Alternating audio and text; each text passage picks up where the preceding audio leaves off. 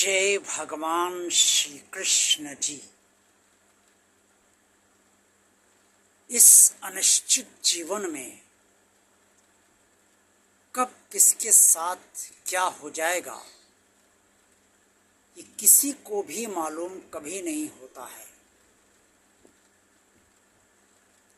हम सब हमेशा यही सोचते हैं कि सब अच्छे से निपट जाए और सब अच्छे से चलता रहे,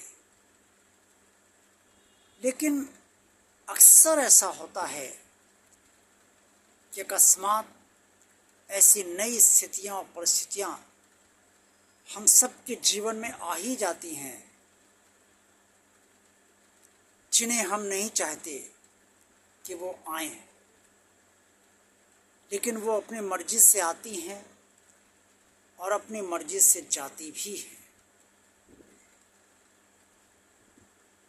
बीमारी किसी को कब हो जाएगी और किस प्रकार का रोग हो जाएगा ये कोई नहीं जानता। कोई नहीं चाहता कि वो बीमार हो या बीमार पड़े, लेकिन जब बीमारी आती है तो उस रोग से पीड़ित होकर कई बार व्यक्ति को बिस्तर पर ही लेटने के लिए मजबूर हो जाना पड़ता है। देखा जाए तो मनुष्य परिस्थितियों का दास है। जैसी परिस्थितियां वैसा ही मनुष्य बन जाता है। किसी ऐसे व्यक्ति से मिलिए जिसका जीवन बहुत अभाव से कट रहा हो, तो उसकी भाषा और उसके बात करने का तरीका बिल्कुल अलग होगा। हो सकता है कि वो उन लोगों को पसंद ना आए जो अभाव से न गुजर रहे हों, और जो संपन्न हो गए हैं या जो संपन्न हैं उनकी बातचीत और उनके रहन सहन का स्तर बिल्कुल अलग होता है। ये सब परिस्थितियां ही हैं जिसकी वजह से हर मनुष्य के विचार, उसके भाव और उसकी भावनाएं प्रभावित होती है। ऐसा कोई मनुष्य नहीं है जो परिस्थितियों के आगे विवश अपने को महसूस न करता हो। जितनी परिस्थितियां दुरूह अर्थात कठिन बनती जाती हैं, उतना ही जीवन भी कठिन बनता जाता है।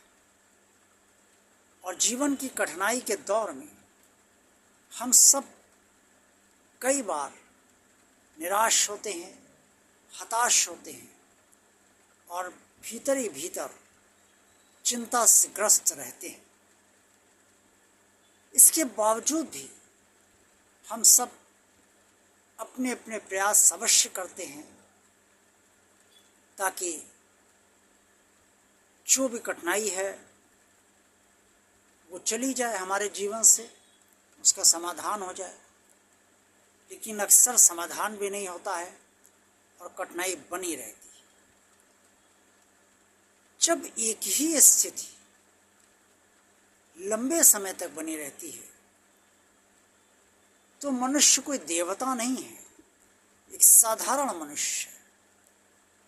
वो टूटने लगता है और कई बार वो ये मानने पर विवश हो जाता है कि अब उसके जीवन में बदलाव होगा ही नहीं और उसका जीवन मृत्यु पर्यंत ऐसे ही चलता रहेगा। यहीं से शुरू होता है एक हताशा का सिलसिला जो लंबा खिंचता जाता है।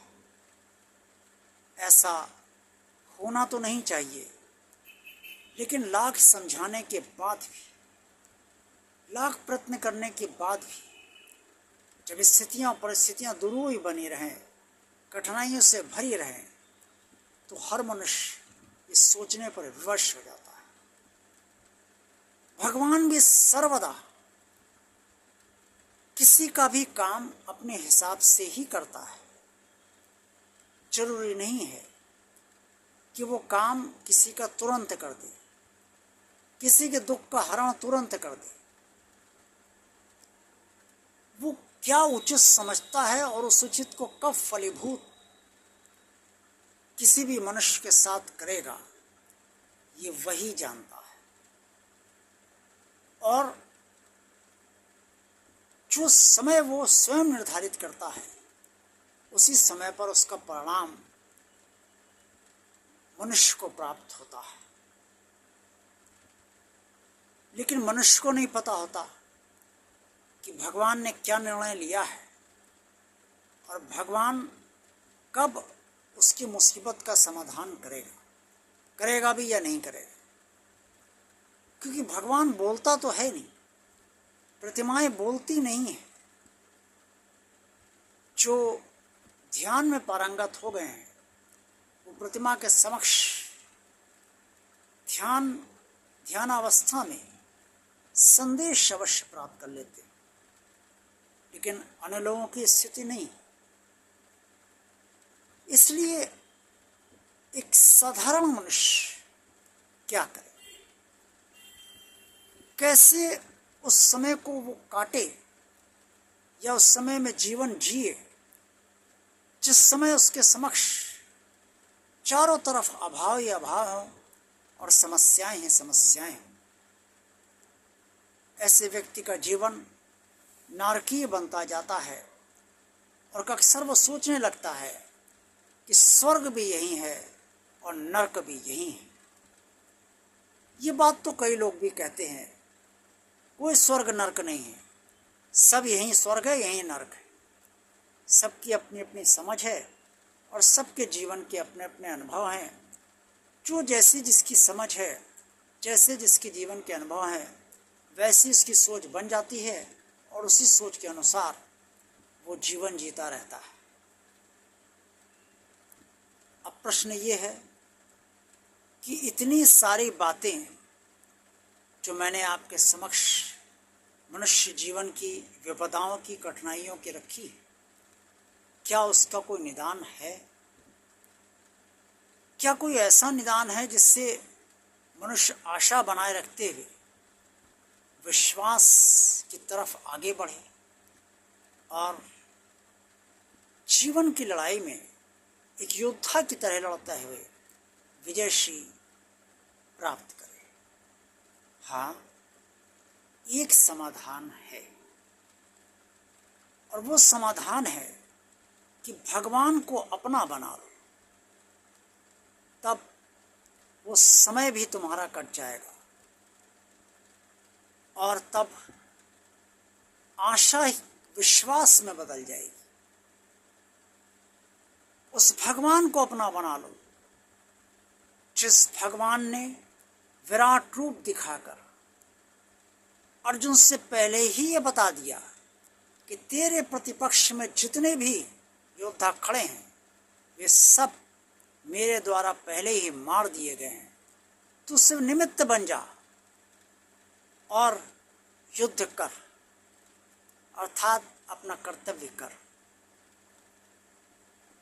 जब आप भगवान को अपना बना लेंगे और भगवान के अपने बन जाएंगे, तब भगवान आपके जीवन की लड़ाई स्वयं लड़ेगा आपके लिए। कर्म आपसे करवाएगा, लेकिन फल वो आपको लिए सुनिश्चित करके और आपको दे देगा। इसमें कोई संदेह ना पहले था, ना आज है और ना आगे भी होगा। जय भगवान श्री कृष्ण जी।